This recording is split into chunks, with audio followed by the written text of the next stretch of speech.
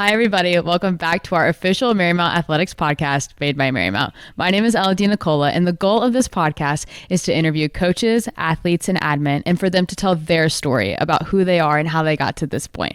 Not told by anybody else, but for them to tell their own story. So today, I'm joined by head women's wrestling coach, Justin Wildy. Justin is the head coach of a brand new program here at Marymount, so we'll dive into that, kind of the coaching impact that he's had over the years and how he's taken what coaches have taught him to implement into his program and kind of what a chill day looks like for Coach Wildy. So with that, let's dive in and meet Coach Wildy himself.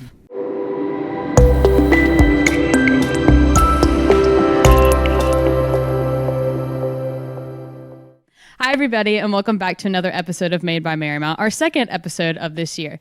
Today, I am joined by our newest women's wrestling coach, Justin Wildy. Justin, how are you doing today? I'm doing well. I'm very, very nice. Happy to be here. Well, I'm excited to have you here. I think we're going to have a good little chat, a little bit about the two of us. So you are a brand new coach, brand new program here at Marymount University. Can you tell us a little bit about yourself and how you got to Marymount?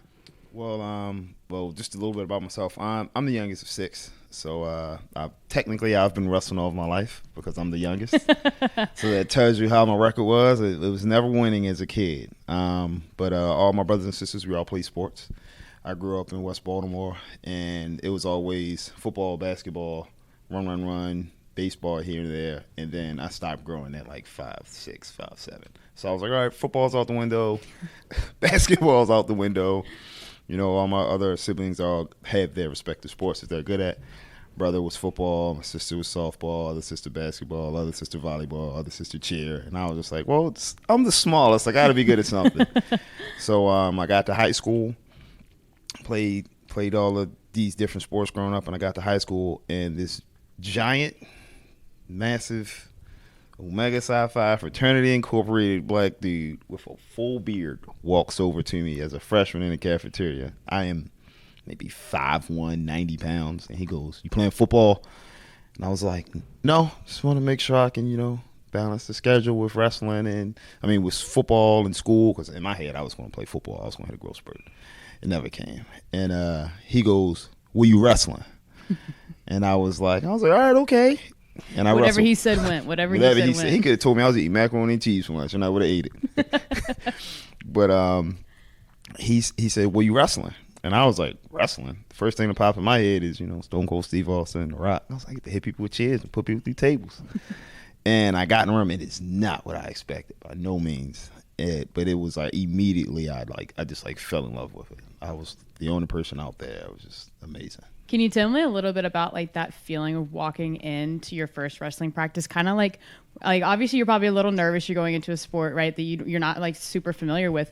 But obviously you said you fell in love with it right then. Stepping on that mat, what was some of the emotions that went through you on that day? So the first thing, if you ever walk into a wrestling room, it's, "Oh my God, it smells terrible in here." That was the first thing. And I was like, oh man, it smells so bad. But then I seen, in wrestling we have weight classes. It was me, it was 4 other guys right around my size. So I was like, I'm a very competitive person. Like I said, I'm the youngest of 6.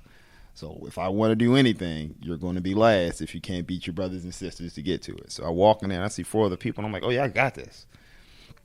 And I just, my brother was there for 2 years. He was 2 years older than me. He wrestled for 2 years. Never said anything about it. I was in 7th grade, 8th grade. He just would come home. We would play the game. Didn't say anything about a sport he played. And it was just it wasn't overwhelming because I was always used to competing. Mm-hmm. So I just it was just, we get in the room. If we doing push-ups, all right, cool. I got to make sure if they do 20, I'm doing 22. All right, if we got to run sprints, okay, cool. I need to make sure I'm finishing in front of you. And then it came to a point where my brother being in the room was a big part of my success because he was the hardest working person in the room by far. He wasn't the best wrestler my first year, but he just everything we did, he did above and beyond. So my coach was like, "If I see your brother and I don't see you, you're going to be in trouble." I didn't even know what the trouble was. I just you didn't want to find out. Didn't even want to find out. So when we had to run sprints, my brother's way faster than me. So I'm trying my best to keep up with him. If we got to do push-ups, I'm beside my brother trying to do push-ups. He can throw a refrigerator. I can push a laptop across the table. That's our dynamic. But having him in there those first 2 years, it showed me how to lead. Like he was never a talker. He was an action guy. So I was like, all right, okay, cool. I'm gonna say once I get in here work. But naturally, I'm a very passionate, energetic person. So. Right. So when we talked before, you told me a very unique story about your wrestling experience from when, I believe, I might be incorrect here, but when you were in high school, like getting ready to go to college, you had a specific kind of wrestling encounterment that was very special to you. And you compared it to me, because I'm a swimmer, about beating Michael Phelps. Can you dive into a little bit about that story with me here? Oh, so I have graduated high school, and I didn't get I broke my femur my sophomore year in high school, and then I came back, won a regional title. Came back the next year, placed higher than I did at states, and I was like, all right, something's gonna happen. Like I'm working hard, and I would just go to these off-season tournaments. And I went to this off-season tournament. I'm sitting in the stands, and this guy is bragging to me about this 2-time state champ that is in my bracket. And I'm like, he's like, oh man, he's going to run through it. And my teammate is just like, he egging him on, like, oh man, yeah, I watched him wrestle. He's a beast. And I'm like, dude, you my guy. Like, we was teammates. What's going on? And lo and behold, man, me and him get to wrestle. And in my head, all I could think was, man, I'm a dog. And I'm just putting my hands on this kid the entire match. I beat him like 5-0. At the end of the match, kick his feet from under him with a beautiful foot sweep. And I'm excited. I'm pumped. The crowd is like, oh my God, who is this guy? And me, I'm like, man, what? You ain't know my name? You better write it down. Yeah, this is before I could say Google me. So, I'm like super excited. I call my coach. Coach Sauce just beat a 2-time state champ. He goes, I hate you. Get off my phone.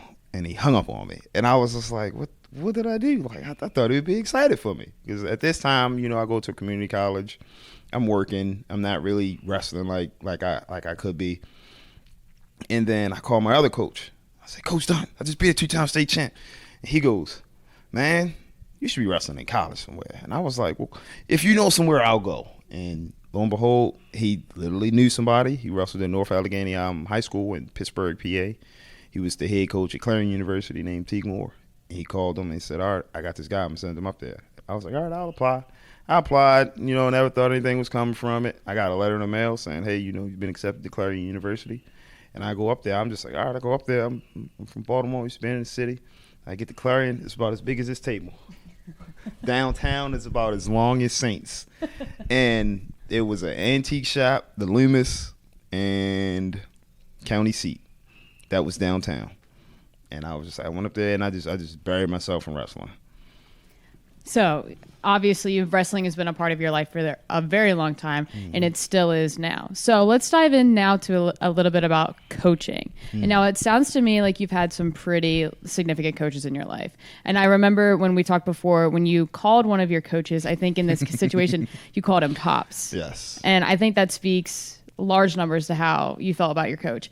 So again, in my last episode, I referenced this too. My mom was my high school coach. And so That's awesome. It was definitely a relationship building moment for us on multiple levels. But however, so I understand the feeling of having, a strong relationship with your coach, because that was really special to me. So obviously, you're a coach now. Dive into a little bit about how you build that relationship with your athletes. So in coaching, it's just all about making your kids believe in themselves. Because I can believe it all day long. Look, you're the best wrestler out here. You're the toughest wrestler out here. Nobody trained harder than us. And if they don't believe it, it's just words. So a big part of it is just kind of building that belief into them. A lot of it is manifesting. A lot of it is, hey, look, I need you to say this out loud. I'm going to be a state champ. No, I need you to be specific. I'm going to be the Maryland 125-pound 2023-2024 state champ 3A4A. Like, you have to be specific about it. And a lot of the times, kids aren't used to hearing it. Like, they might say it to themselves, like, I got this. Like, nah, I'm loud. I'm going to tell you to say it. It's awesome seeing a kid walk into the room with low confidence, and I tell them, look, you get your confidence through preparation. You the harder you work in the room, the more reps you get in the room. When you get out into a match, it's not more so you thinking about it. It's more so you just getting it done. All right, okay, cool. This is muscle. Like, oh yeah, that's right there. I got that. There's nothing you can do about it. It's so many. My kids call it Wildyisms. It's so many of them. It's just like one lady. She said her name's Nebby Sarni. She's actually the #1 girl in the country. She's like, she was getting ready to wrestle at this tournament called Who's Number One. She goes, "It's 4 legs on the mat. They all belong to me." And it was one of the things that I would say to her when she was in like the 7th grade, 6th grade, and she started wrestling. And then it's just over time, the girls and the wrestlers, they just keep seeing you show up. They keep seeing you show up. So it's the main thing is consistency, moving them to action and getting them to believe in themselves. And then in turn, me getting them to believe in themselves and moving them to action consistently. And me always showing up. They know, okay, cool, I want to show up for my coach because I know my coach going to show up for me. And then I always it's just fun little things. You just got to know how to like connect with the kids. Like kids love any sort of just like showmanship, I guess. So any girl that I take with me to a national tournament, they get their own specific handshake. I'm gonna get to an age where I can't remember them all. I already know it's coming, but it's something specific to themselves. One of them, she loves art. We draw a picture with our hands. Another one, always say she speaks sign language, but she knows sign language. She spells goat in sign language. Another one plays soccer. I do like a little soccer thing. So it's like a relationship building, bonding type of moment. So yeah, no, for sure. Yeah, for sure. So tell me a little bit about, so going with that, like you have these relationships with all these athletes. Can you dive into a little bit about what the difference is between men's and women's wrestling? Because you talked to me specifically about the attitude that females have over male athletes. Obviously, I'm biased here because I'm a female athlete and I think females are the best. But dive into a little bit about how you see that as a coach. So coaching guys and coaching young men, like you have your anomalies, you have your kids that are just buttoned up, super mature.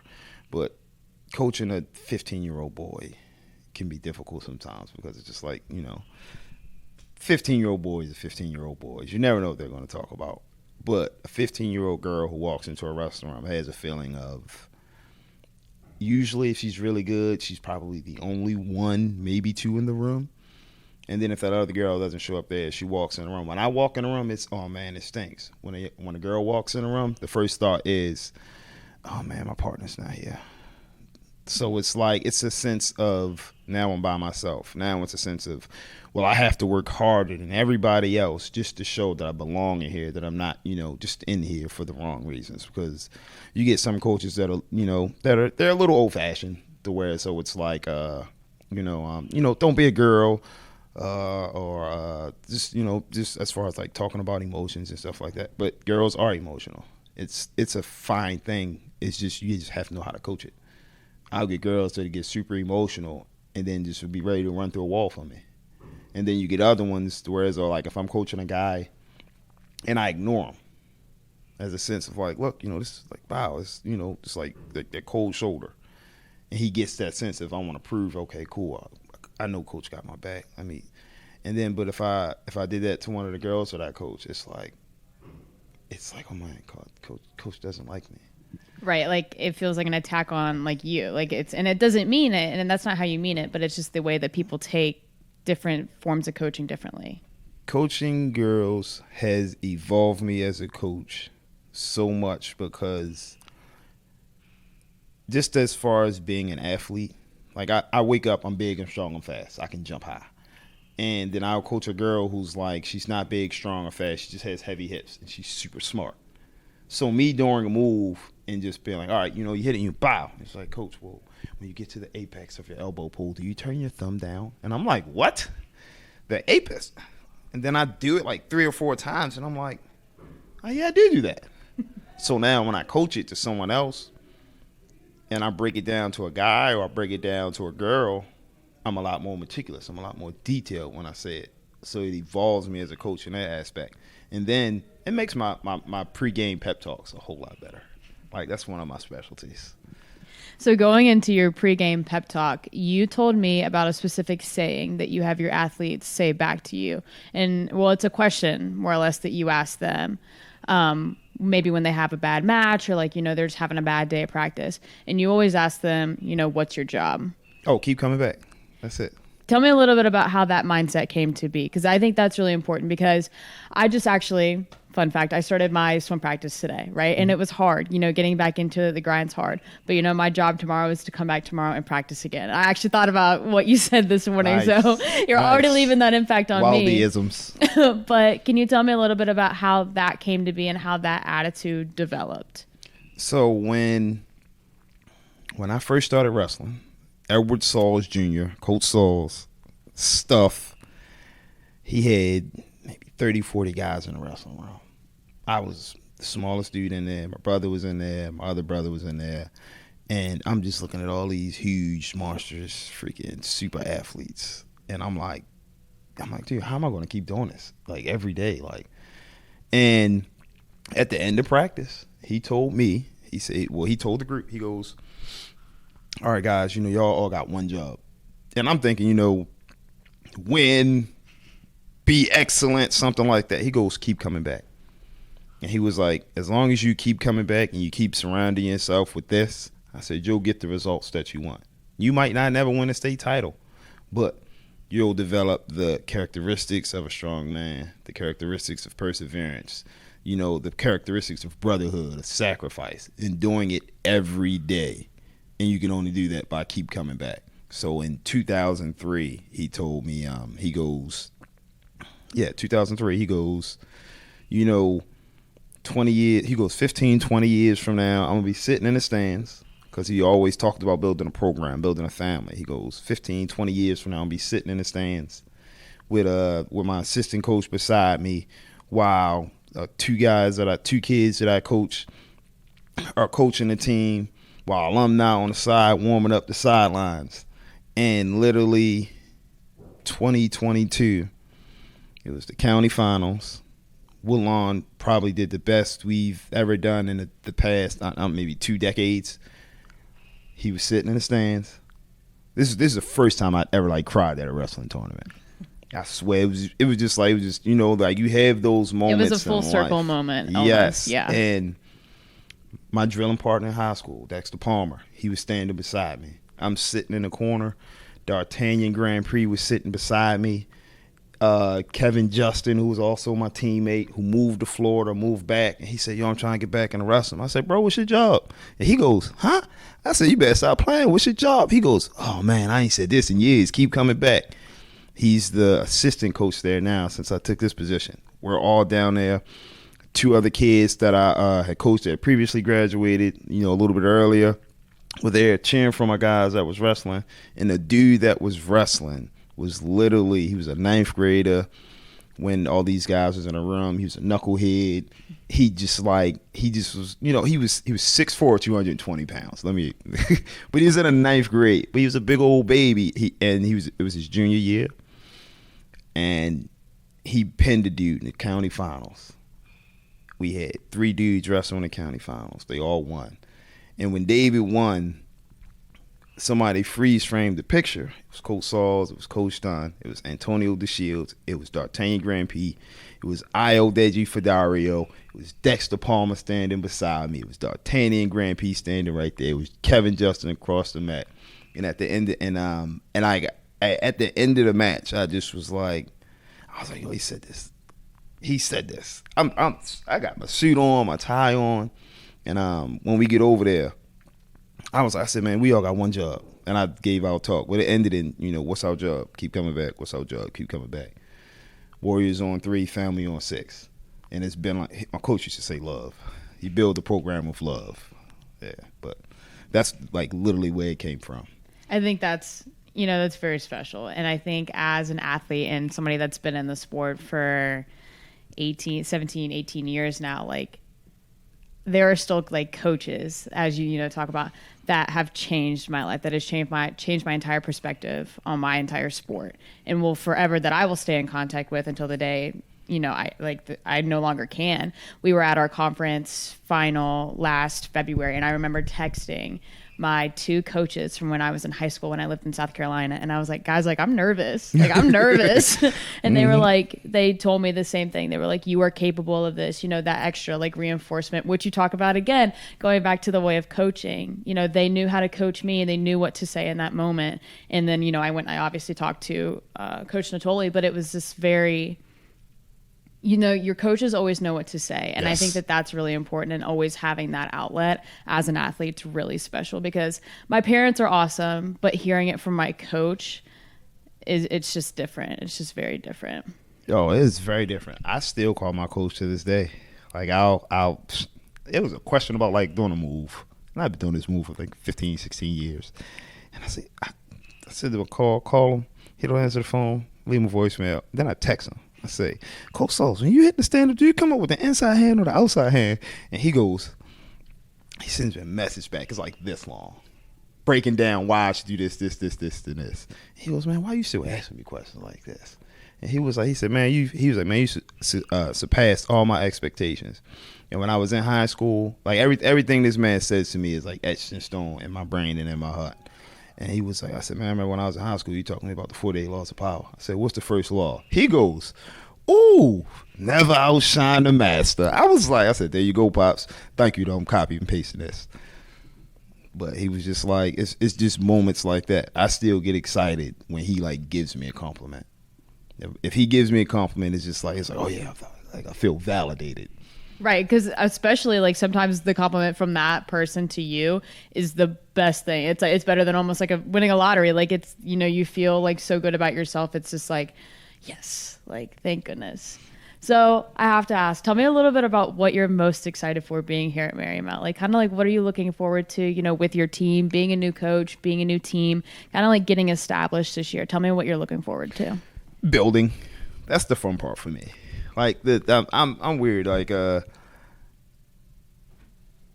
taking something from nothing, building it, molding it, shaping it, and then seeing them go out and execute is like I'm cool with that. I don't need 17 Ferraris. Give me 7 engines. Give me 7 frames. I'm gonna build you some monster trucks. And like that's always been my mentality. Anybody can get in a car in a Ferrari and drive 200 miles an hour. But you can't take this engine, get your hands dirty, put it in the car, and have that thing battling with those Ferraris.